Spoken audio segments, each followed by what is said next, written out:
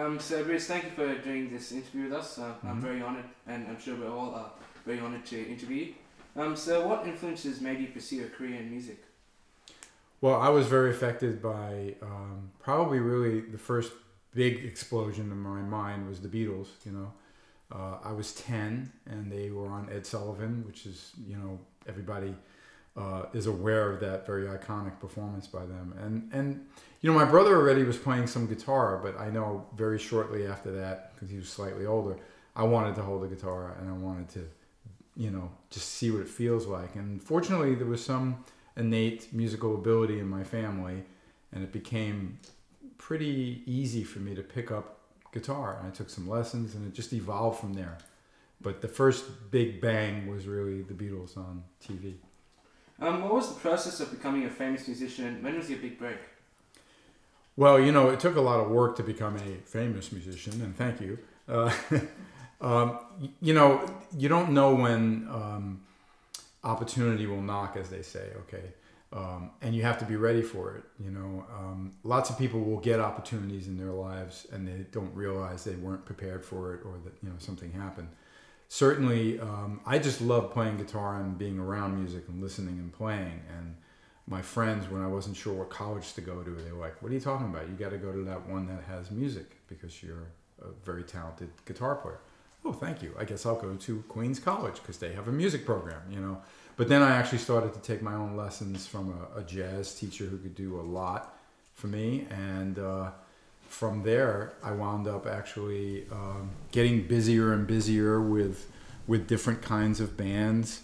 And I wouldn't call the first time I traveled to Europe or been on bigger stages my first big break. Obviously, I think the first big break was, let's say, being involved with Meatloaf, and going on the first Bat Out of Hell tour back in 1977. My brother was the other guitarist, because then we went from theaters opening up for bands, getting kind of booed at, to all of a sudden getting the radio play, getting the commitment, and all of a sudden there I am playing the college that I went to, playing Madison Square Garden and places, things like that, doing big shows. So I guess that was when I kind of really got a taste of what it was to be a very successful professional musician, which really helped me, because by the time I got involved with Kiss, which was going to be a really big part of my career and one of those dream gigs to be the lead guitar player of a band that famous, and not just in the shadows, you're on the covers of the albums, you're contributing songwriting and stuff. But I'm glad that didn't come first. I'm glad I did get the chance to learn what it was to be a part of a big touring band like Meatloaf. That was a good experience for me, even though it was very hard. So how does your life as a professional musician who goes into affect your relationship with family and friends? And how do you balance your life between Bruce and a famous musician? Well, I'm very much me. I'm one of the, I've been called the down-to-earth musician or rock star, and that's just because, there's times I get cranky and I'm like, I'm going to play the, I expect to be treated this way or stuff. And life doesn't always go down exactly how you expect, things happen. But in general, I've always kind of been true to myself. I actually wonder if I was twice as famous, if I'd be just as, casual about things. I don't know. I would hope to be. I met Brian May when I was fairly young, back in like 75 or 6. And he was such a gentleman. And to me, he was like one of my guitar heroes and a true rock star. And he was a total gentleman. And I've seen him on occasion. And look, he's a professor. He doesn't need to be like the guy that's, can you get me some drugs, man? You know what I mean? The atypical. I can't believe how many friends will say to me, oh, I didn't want to call you before noon. I know you you're a rock star. You're going to sleep in, and I'm like, I'm up at 6:15 with my wife, And speaking of family, look, family's real important. I mean, without them, I wouldn't have the kind of moral balance of being a hardworking person, forgetting that it's music. Plus, genetically, they gave me some talent, so that's very fortunate.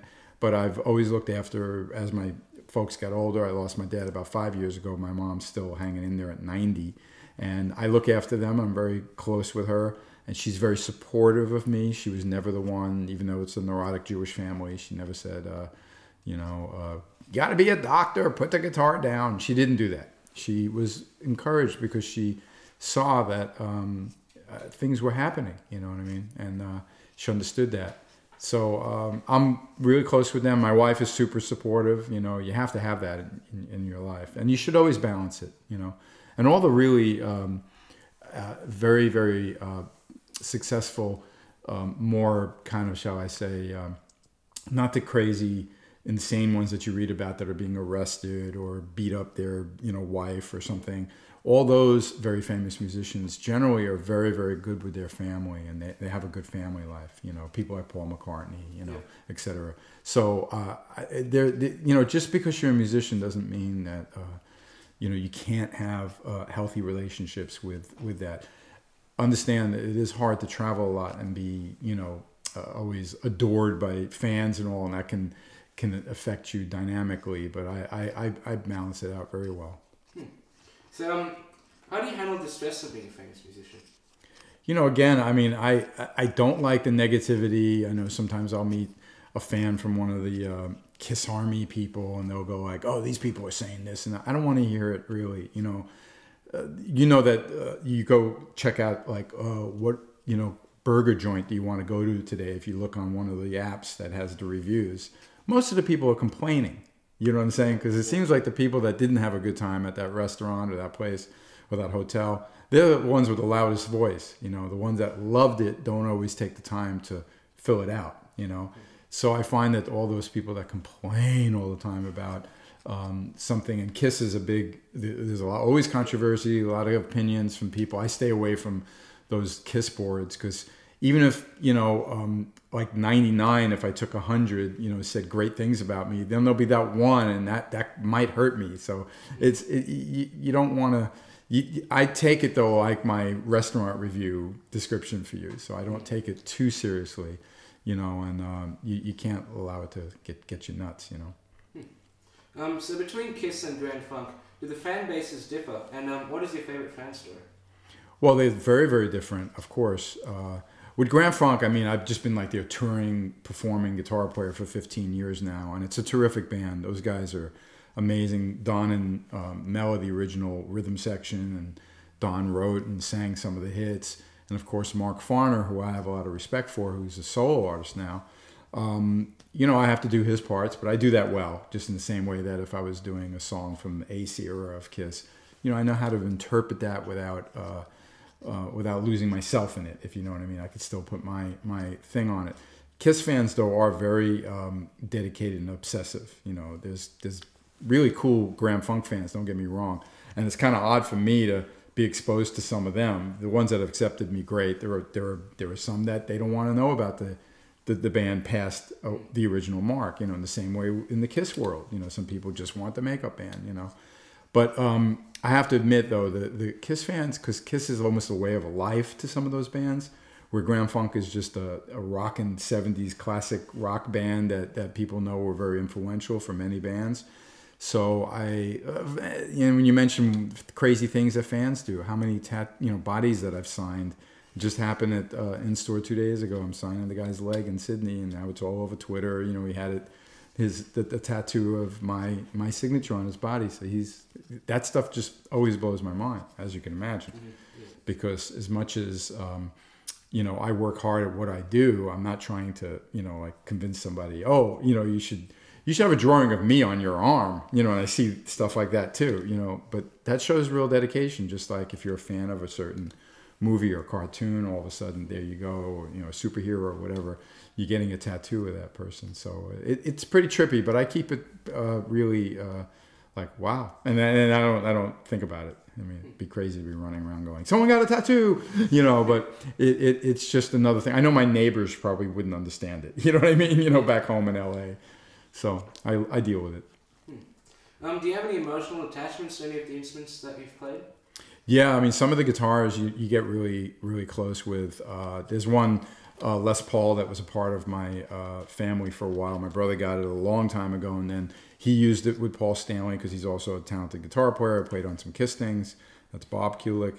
And then when he wanted to get rid of it because for whatever reason, I said, no, I'll buy it, and I've used it on and it's on the back. In fact, it's the one that I'm holding on the back of that. It's just a vintage 53 actually, as old as me, that was converted to be like a 59 Les Paul, you know. So that guitar has, you know, the Austin Power movies, okay, you know. It has mojo, okay, and you can't take it away from that guitar. Yeah. So as a professional musician who's heavily involved in the music industry, do you think that the internet has regressed or improved the industry? Well, you know, it is a double-edged sword where it has hurt a lot of things because people think music's for free and they'll just check out your YouTube, and that's not how an artist like really wanted their music to be heard.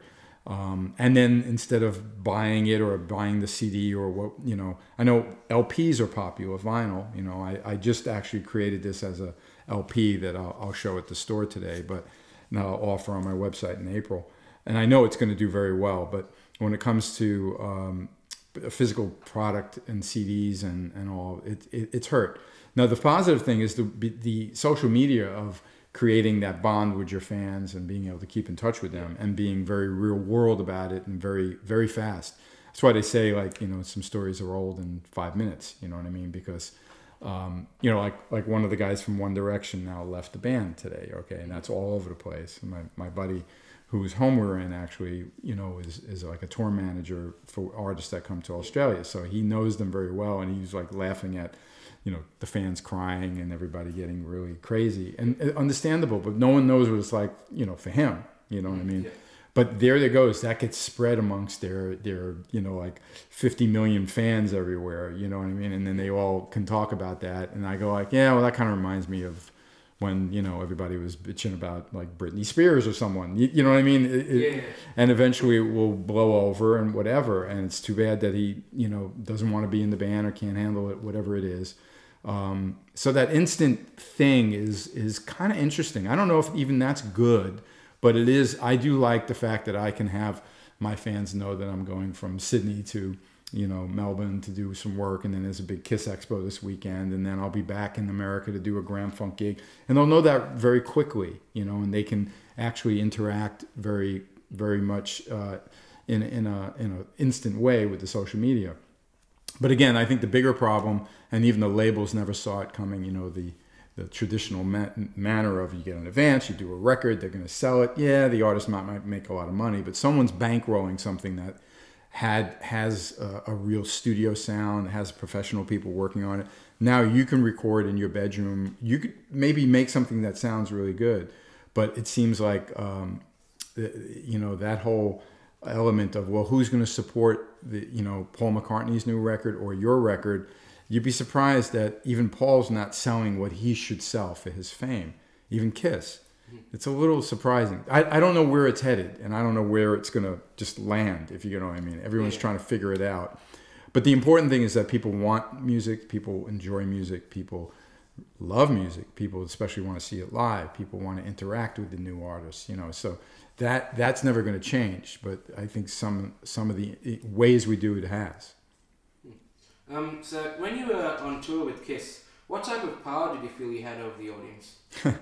Well, look, they're so excited to have you on stage. They paid a ticket, you know, even though if it's back then, it might have only been, you know, $5 or $10.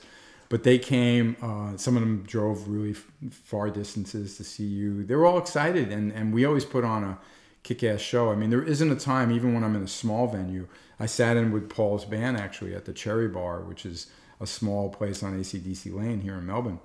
And the place was packed. They had to turn away people. It was sold out. The word got out. The press picked it up that I was going to do some songs with them. And they were doing like just an entire Kiss album, Just to Kill, from start to end. So that's enough to make the place crowded, but then with me being there and all. But honestly, I don't know. I'm at the Cherry Bar in my brain. What was the question again? I swear I got told. So when you were on tour, what type of power did you feel? Right, or the power. Yeah. So you get up on stage now. That's a small venue that can only hold 250 people, okay? But they're all there, eyes glued on you, you know what I mean? And even though it's a tiny stage with sticky beer that one of the guys knocked over on the floor, you know, to me, there's no difference between that and then 25,000 people in the arena. There really isn't. And I love like trying to embrace them and share the fact that it is a two-way street when you're live. You really want the kind of feedback of the crowd, you know.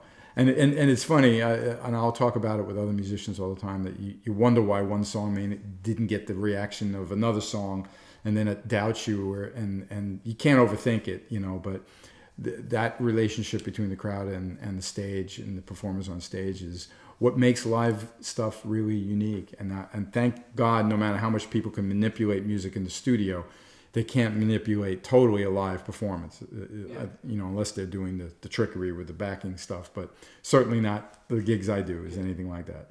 So if you had the opportunity to record a performance song with any musician, dead or alive, who would it be? Well, I would definitely want to record with or hang with Paul McCartney. Okay. Good choice. I'd love Jimi Hendrix to be there too, just so I could watch him up close, you know.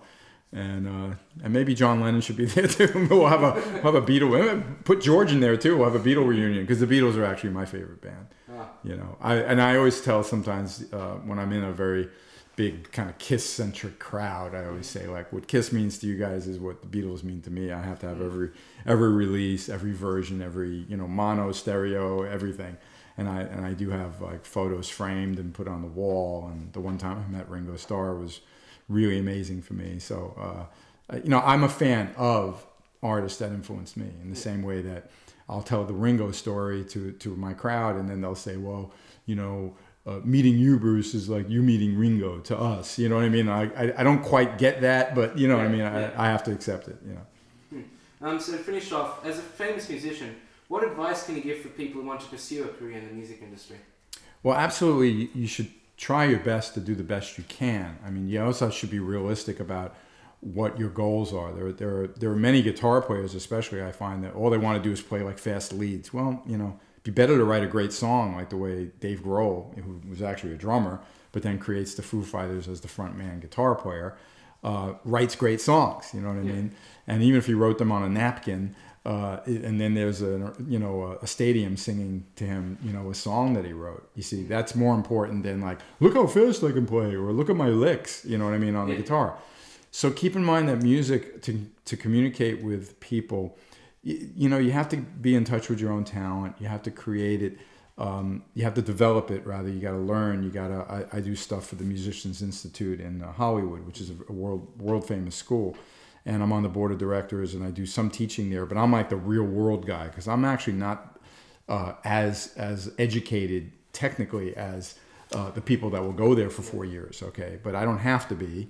I was fortunate that I was talented. You know, Paul McCartney doesn't actually really read music or anything, and he's a genius. You know, but I do think that it's helpful to be educated. I think it's great to play with people maybe better than you, and you learn from them, and then be realistic. And let's say your favorite band is, you know, Van Halen and Journey. Okay, well, take those influences and do your own version of that. And not everybody would know, but if you just do Van Halen, they'll say, yeah, you just sound like a bad Van Halen. Or you just do Journey, you're a bad Journey. You know, because those guys had something really unique. So I really encourage people to, like, you know, my guitar playing, I can tell you that my most influential musicians and guitarists that I studied, or I kind of like really love to emulate, but I don't really sound like any of them. You see what I mean? I've made it unique, but it is a combination of how much I love Eric Clapton, how much I love Jimi Hendrix, how much I love Jimmy Page and George Harrison, and so on. So I think that's important for people to know. Don't clone yourself. Just some of the big stars, you really do see where they came from. You know what I mean? You get that, oh, they were probably really, you know, Beatles used to talk about Elvis and people like that, and that makes sense, you know. But then, you know, it's really, all the things that really explode, they seem to make it their own. Even as someone as unique as Lady Gaga, who's actually a real singer, she can work with Tony Bennett. See, she has the talent, but then she formulated a package for, I'm going to be this. You know, I saw some of the early interviews with her, and she was like, no, it's just Gaga, Lady Gaga. You know, I mean, she didn't want to give her real name out or anything. And, you know, I'm sure she's not so uptight about it. Everybody knows who she is now and all that. But the point is, she had the musical ability. She just then made it a showbiz thing. And it is show business. So you got to learn how to package things that's going to make it, look what Kiss did to make it, you know. But there are many artists that it doesn't matter. You know, Don Brewer, the drummer from Grand Funk's on the road until the end of the month with Bob Seger. And Seger's is like, you know, he could be any guy, you know what I mean? He just, you know, there he is, a jean shirt and jeans and black t-shirt and whatever, you know. But the guy wrote amazing songs. So you see, that's a key there, you know. So, but just enjoy it while you're doing it, but keep a big, you know, an open mind to the vision of what you could be and how would you be unique, so that you'd have an opportunity to, you know, maybe make a difference in the music business, or the music, just you know, music is just so varied, you know, I mean, all the different styles. So like, what are you about? That's what I think makes every artist very unique, including myself. So, but I just love music, so I'm just happy to be involved with it. Making it a business is a little harder, but you know, I do the best I can. Well, thank you very much once again for doing this interview. And yeah, I'm very honored. We're all very honored. So thank you again. Cool, no problem. Well, thank you, and good luck with your endeavors, and hopefully you get this thing worldwide, right? Whatever you guys are doing, okay? I'm sure. Okay, thanks.